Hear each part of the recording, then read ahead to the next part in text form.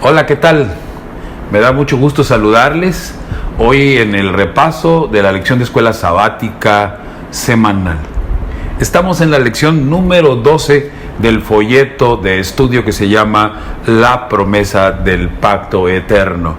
Y hoy tenemos, como todos los sábados, el repaso de una lección extraordinaria que se acerca a nosotros para que nosotros nos podamos acercar a nuestro Dios. Y el versículo de memoria lo encontramos en el libro de Gálatas, en el capítulo 3, verso 11, que dice: y que por la ley ninguno se justifica para con Dios. Es evidente, porque el justo por la fe vivirá. Hablaremos entonces acerca específicamente del plan que Dios tiene en su pacto eterno para que nosotros podamos ser rescatados, para que nosotros podamos entrar a ese pacto. El Señor nos quiere salvar. La manera como Dios nos salva tiene dos partes. Una de ellas tiene que ver con la parte de Dios y la otra es con mi parte. La parte de Dios la estudiaremos en el contexto de cómo Dios hace todo lo que se necesite, ubicándonos en el plan de salvación que fue ideado desde antes de la fundación del mundo hasta el momento en que Él regresa en gloria y majestad para darnos la vida eterna, promesa que Él ha hecho para con nosotros, porque desde un principio Dios quiere ser nuestro Dios y quiere que nosotros seamos su pueblo, quiere que seamos sus hijos. Como ustedes se pueden dar cuenta, aquí se requiere una relación profunda y Dios tiene que relacionarse con nosotros y nosotros relacionarnos con Él.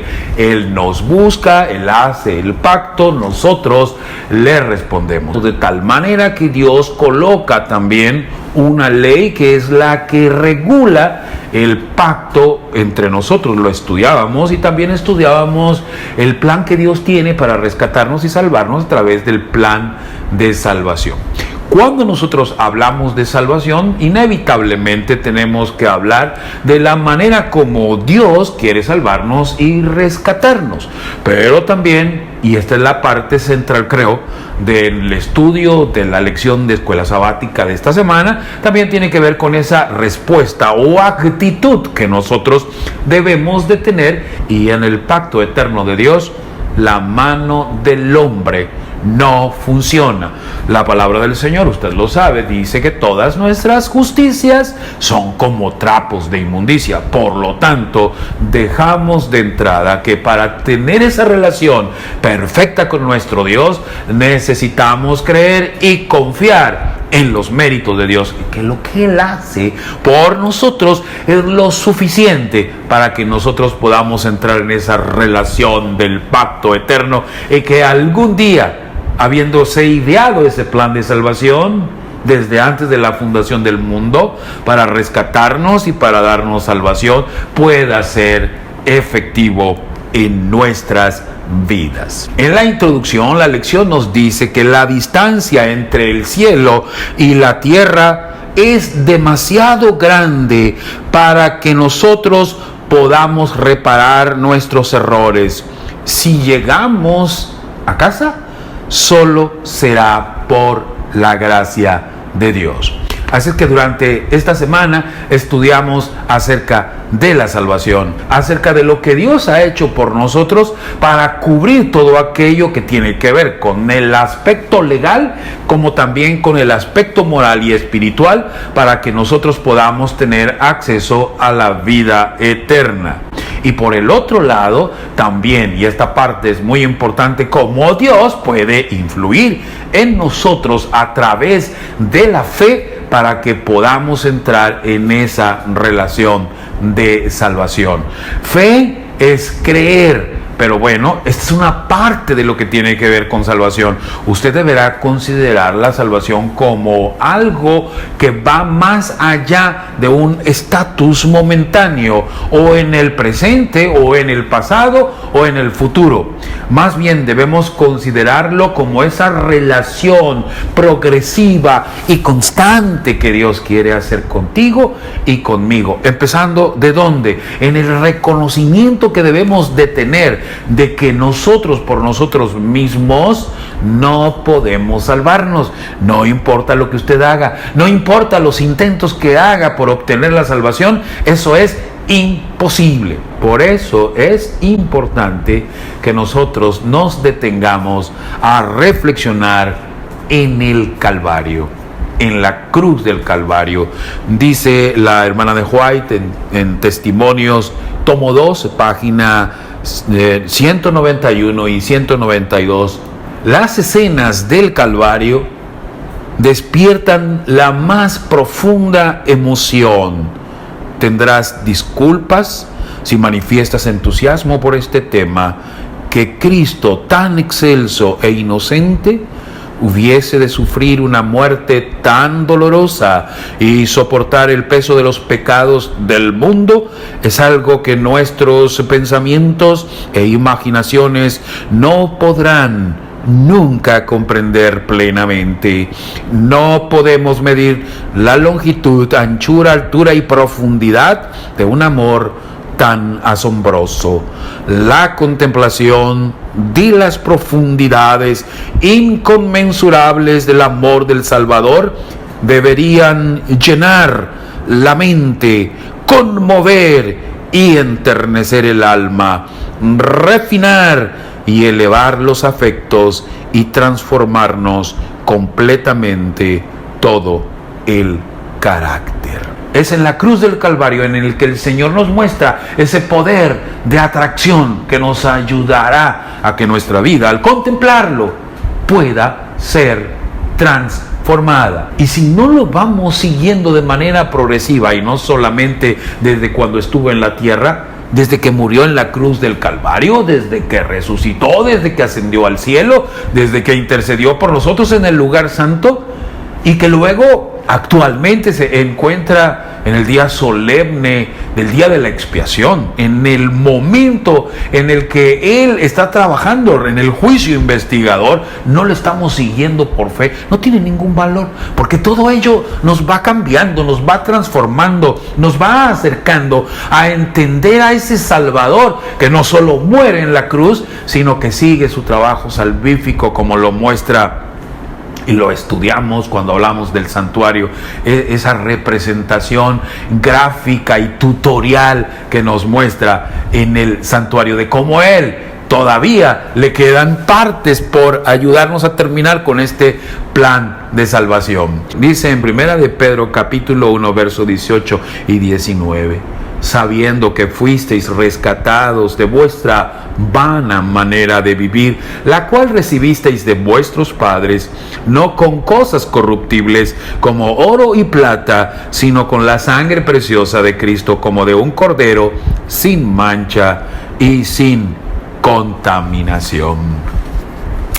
Este aspecto que tiene que ver con la manera en que el cielo a través de Jesús nos rescató, es decir, a través de su sangre preciosa, esto es importante porque desde aquí tenemos que reconocer la necesidad que tenemos de que nosotros por nosotros mismos no podemos alcanzar la salvación, y que es necesario que la sangre de Jesús sea aplicada en nuestras vidas para perdón de nuestros pecados y para que nosotros podamos ser justificados delante de Dios y podamos entonces ahora tener acceso a la vida eterna. ¿Estarás de acuerdo conmigo de que el precio que se pagó por nuestro rescate o por nuestra salvación fue inmensamente grande? Pues entonces nosotros tenemos el privilegio de tener asegurada nuestra salvación, y que ahora lo que nos toca a nosotros es creer. Bueno, ¿cómo debiera ser nuestra fe? De hecho, el libro de Hebreos en el capítulo 11 nos dice que sin fe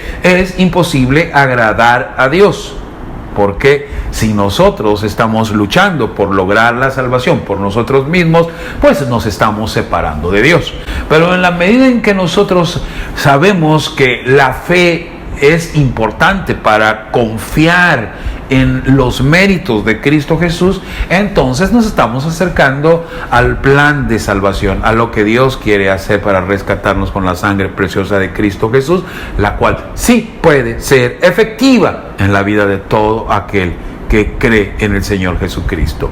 Entonces, ¿Qué personaje, y esta es una pregunta interesante, de la Escritura personifica el plan que Dios tiene para cada uno de nosotros para rescatarnos? Y este es Abraham, el mismo que Dios llamó desde Ur de los Caldeos para llevarlo a la tierra prometida. Así como Abraham tuvo que ser un hombre de fe. De hecho, la Escritura nos dice aquí en Génesis 15:6 que creyó a Jehová, Abraham, y le fue contado por justicia.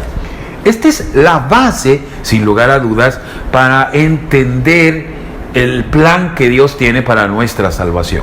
Dios quiere que nosotros confiemos completamente en Él, en esa creencia en Él, y en donde yo me despojo del creer que yo puedo hacer algo por salvarme, es que entramos a lo que se llama la justificación por la fe. De otra manera, nosotros estaremos entrando en terrenos contrarios a la fe. Pregunto yo, ¿qué cosas pueden ser contrarias a la fe? A la fe en el Hijo de Dios, a la fe en el poder salvador de Cristo. Una de ellas pudiera ser la autosuficiencia, es decir, creer que nosotros tenemos la capacidad de hacer cosas para salvarnos. 2, el mismo miedo o temor. El temor puede ser lo contrario a la fe, es decir, la fe me dice que yo crea en esto, mi miedo o mi temor hace que yo me separe. Por lo tanto, es importante que nosotros podamos desarrollar esa confianza, esa fe constantemente en Dios. Y a lo mejor tú y yo hemos tenido constantemente fracasos en cuanto a la manifestación de la fe que yo debo de tener. Y yo lo entiendo, porque cuántas veces nosotros fallamos y allí nosotros tenemos que reconocer que nos hemos separado de Dios. Y esa separación de Dios nos lleva entonces a meternos en problemas muy serios.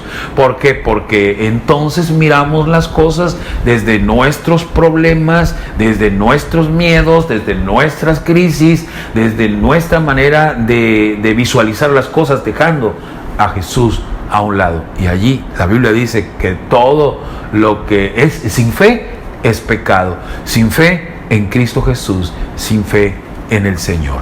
Por otro lado, ustedes se darán cuenta que la fe de Abraham tiene un contexto muy interesante. ¿Por qué? Porque le fue contado, es decir, le fue acreditado o le fue imputado. Y esta es una maravillosa manera como Dios hace que nosotros, siendo malos, imperfectos, pecadores, creyendo en el Señor y confiando en Él, Él puede entonces acreditar la justicia de Cristo en nuestro favor.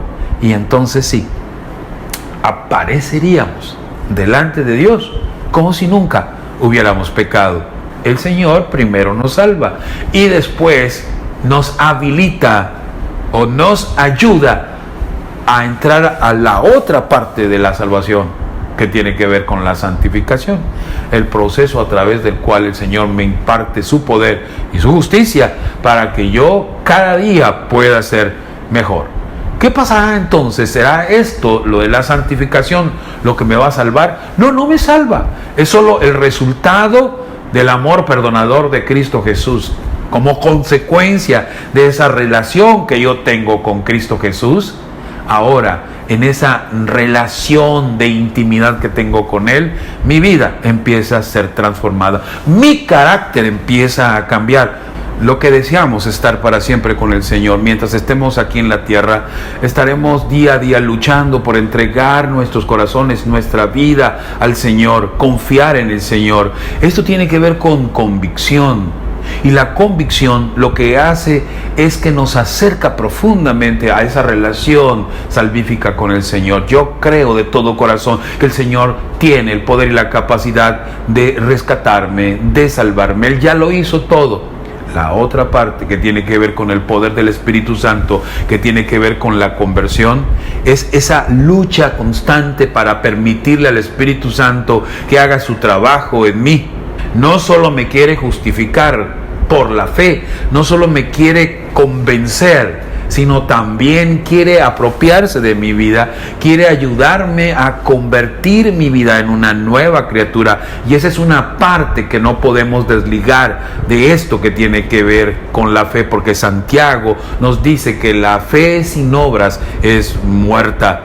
No se trata entonces de que yo consigo la salvación por las obras o por la fe. Significa que como resultado de creer que Dios tiene el poder para salvarme y para darme entonces una nueva vida, es confiar completa y plenamente en Él. Tengo que sacarme de la mente y de la cabeza la idea de que yo puedo conseguir algo, de que yo puedo lograr algo. Y no solamente es asunto que tiene que ver con mi conciencia, sino también con esa relación con los demás. Dejar de perseguir a los demás, dejar de arrastrar a los demás a ese legalismo que tiene que ver con que si tú no lo haces, no te salvas. Más bien, llevemos nuestra vida y la vida de los demás a Cristo Jesús, de tal manera que cuando lleguemos a Jesús podamos descansar en sus promesas. La Biblia dice que la fe es por el oír y el oír por la palabra de Dios.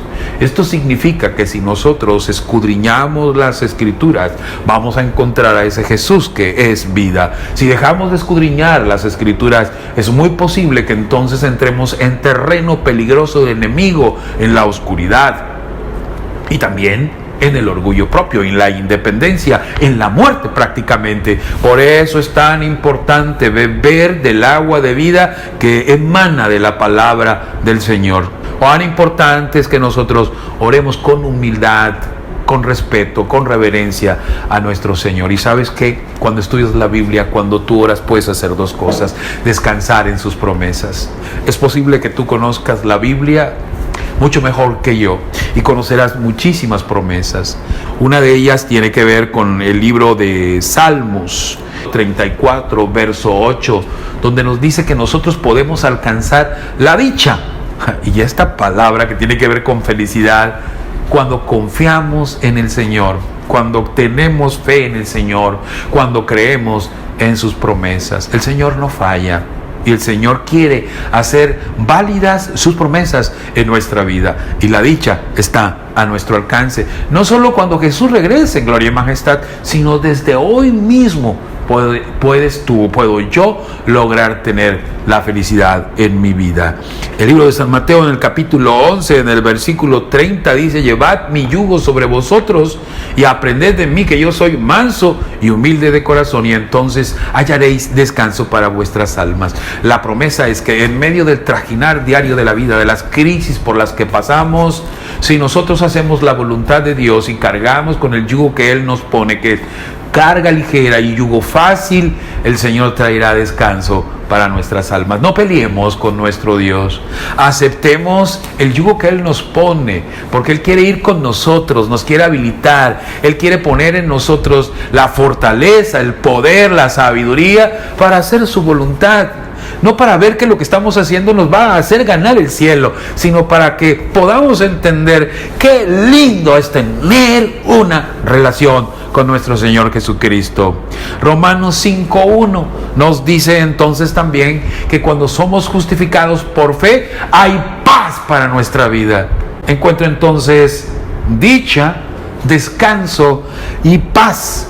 Y saben que esto nos habilita para poder estar en condiciones de mirar más de cerca el trabajo de Jesús para nuestra salvación.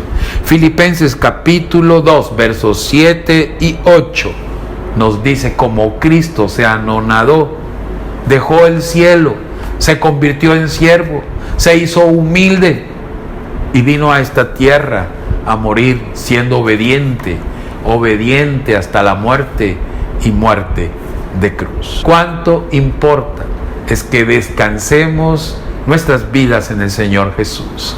Si aprendemos a entender que el Señor ha hecho su parte para salvarnos, la nuestra consiste en tener confianza y una fe absoluta en aquel que no nos falla, que no solo tiene promesas para nosotros, sino que también tiene asegurada nuestra salvación, porque Él ha hecho, está haciendo y hará siempre lo que se necesita para que nosotros podamos tener la vida eterna. Nos quiere asegurar este pacto eterno, a que nosotros estemos dentro de ese pacto eterno. Necesitamos tener fe en el Señor del pacto.